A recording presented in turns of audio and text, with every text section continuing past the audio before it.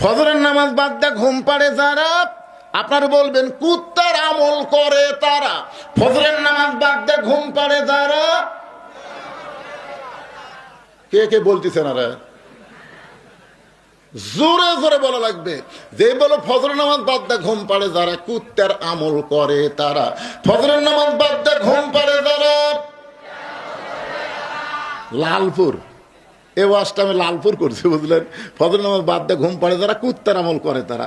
ভাই কেবল এই মিছিল করার সাথে সাথে 4-5টা কুত্তে আসে ওই সাইডে খেলে করে, যেরকম মুয়াজ্জিন আযান দিলে কতগুলো কুত্তে কাম কাম করে না। আমি চিন্তা করলাম, কে রে, কি ভুল করলাম, কুত্তা কাম কাম করে।